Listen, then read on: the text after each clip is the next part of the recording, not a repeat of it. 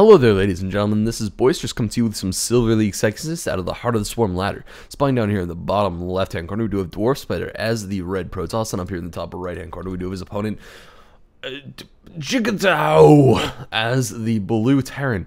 That was probably highly racist, but I'm just going to call him Jigadao for the rest of the game, because, I don't know, that is what those characters made me think of, and that is what language is, right? Yeah, Jigadao. Alright, so we do have both of them drop in the manner. Jigadao is, interestingly, very manner. He said hi. Most people do not greet their opponents on the field of battle. Most of them are just like, good luck, have fun, guy. What's up? You done be boned. And I just realized that was up. But, you know, hopefully my overlay will be able to cover the replay bar. Hopefully I'll remember it. You know, because I should remember it. That would be bad. Alright, well, you do have the pylon finishing up for a Protoss player, this Plativo, now coming up for Jigadao.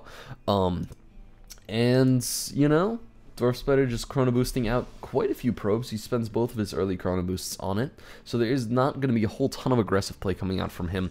Usually people will save one chrono boost if they want to go for some sort of like crazy 4-gate strategy, or, you know, crazy 6-gate strategy on 2 base or something like that. Just because you really need to chrono boost out the warp gate almost the entire time to get a super aggressive timing like that done. Alright, well, it would appear that the SCV that was working on the barracks is going to be harassed off the line, just like in the StarCraft's animation, actually. It was quite impressively, amazingly similar to that, and oh my god, Master Probe does get the kill. So we do have the Probe racking up a kill, staying at the wall, watching the scout and getting it all done. There's nothing really of note to see in Jikadao's base right now. There's no gas, you know, he's just building a barracks. This is all extremely standard, and it's not super important to get a scout in that early as a Protoss player versus a Terran player. Of course, you know, they could be going for some ridiculously wonky strategy like a super fast factory into possibly Banshee Rush by getting an amazingly fast geyser. But that is typically not the most used strategy in the world. Okay, well, we do now have the Zealot moving out, probably to the Zelnaga Watchtower to make sure that he can get a little bit of vision control of the entire game. It would appear we have the pylon going down at the front of the base, probably going to be there to help set up a little bit of a wall when he decides to expand to his natural. Because, you know, that wall on the low ground is actually fairly important when it comes to fighting off any sort of army. Now, of course, if the Terran player does decide to go for, like, siege tanks, the wall's probably a little bit on the fail side, and it probably won't help you out that much, which really is a reason why you need to scout Terrans. Because, honestly, if you build a wall against siege tanks, there's not a whole lot that's going to happen there. You're basically going to have to charge through your own wall, which will probably conga line all your units, and then, you know, there's a siege tank. And it's just going to be blasting and shelling your units all the entire way out of your base. And it looks a little bit painful whenever I see it happen, because I cry a little bit. I won't lie. I cry a little bit whenever that many Zealots get taken out in like 4 seconds, because that's really what happens. Especially if they're Hellions. Oh god, if they're Hellions. It looks like we do have an SCV getting sniped for just a little bit of hull damage on one Zealot. What a champ. This Zealot is such a man. And we have the Stalker now moving across the center of the map for Dwarfspider. So we have a little bit of a 3-man, you know, scout denying team, which is a pretty good thing to have, because it very much limits your opponent's information about the map, and it very much gives you complete map control. And that's pretty awesome. That's basically just on the amazingly awesome side. It looks like we now have an orbital, 2 orbitals out from Jigadao, so he will hopefully be expanding quite soon. Either that, or he might just use these for mules. That's an option. It's not the best option, but it's out there. You know, I wouldn't preferably say you should use it, but some people do. Alright, so we have Warp Gate now finished up. Did he just chrono boost the transform? Maybe that was just like the tail end of a chrono boost from chrono boosting out a unit, but I'm pretty sure that was a chrono boost on the transform. just a little bit on the weird side. We have the Robo facility coming down right up here. So maybe this pylon was just for kind of making his tech a little bit further away from his base. Because if a Terran scans like the main cluster of buildings, which is right here, he's going to be like, he only has 3 gateways. This seems wrong. Where's everything else? And then he's probably going to scan at the natural and be like, there's nothing there. Does this guy just suck? Then he'll probably scan, I don't know, maybe at the 3rd for randomly hidden things. And he'll be like, yeah, this guy probably just sucks. All right. Well, we do have Jikaja holding off the Stalker Harass with, you know, some basically just Marines on top of a ramp, which I guess works. Definitely works. Yeah, that works. Okay, well, we have Dwarfspider being forced to retreat across the map one more time, taking a little bit of hull damage on a couple stalkers. You know, this Zealot is still hull damage from when he sniped off that SCV, but it'll work. It looks like we now have the Warp Prism coming out, and finally the Mothership Core is spawning here.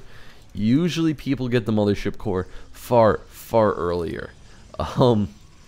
I was a little bit weird to not get the Mothership Core there. But this Mothership Core, if he actually manages to make it across the map with it, it will actually be reasonably effective in helping it to deal damage to this army. Mothership Cores do an impressive amount of damage when they put up like their purifying stuff. Or photon. Whoa. Oh, right, they changed how Mothership Cores work. They always do that. It's just now it's just a weapon. Whoops. Because they used to have to activate an ability to attack, I do believe, and I think it was called Purify. But, you know, that might have been like 6 iterations back. I don't play Protoss on the HotS ladder. I play Zerg. I'm a hardcore Zerg player. I fucking swarm hosted up, building all them Vipers, pulling units into the swarm hosts. Everybody's like, ah, Locusts. And I'm like, what's up? And then they're like, damn. And then I win, and it's fun.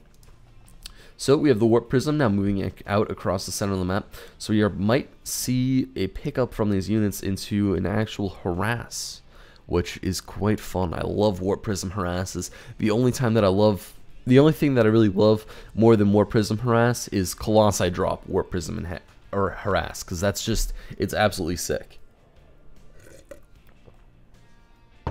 So we have a pretty substantial army from Jikajaus building up at his natural.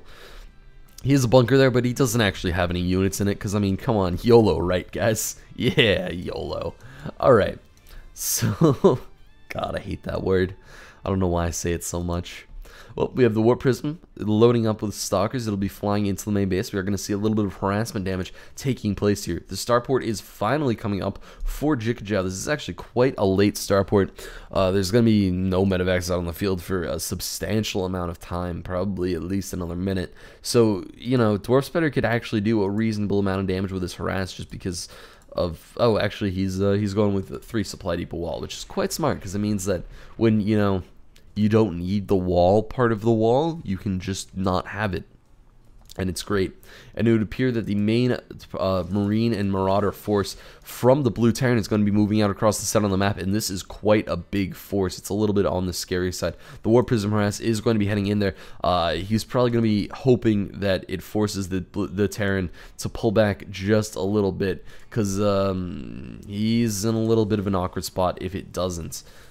Definitely in a little bit of an awkward spot if it doesn't.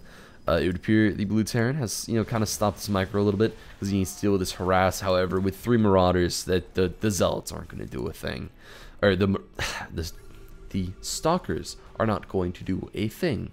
All right, so we have the scan going down. Dwarfspider getting a little bit of his army scouted, but not much.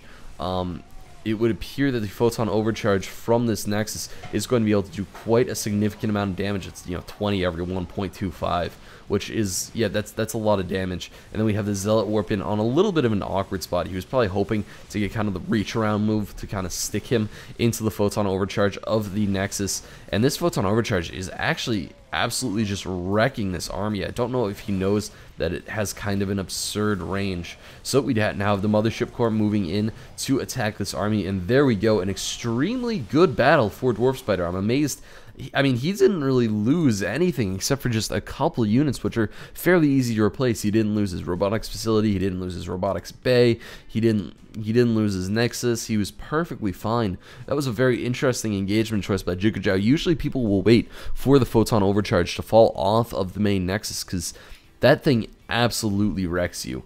Alright, so we have the drop going back in for Dwarfspider. It's not exactly the most effective drop, so he's going to be running away a little bit with it.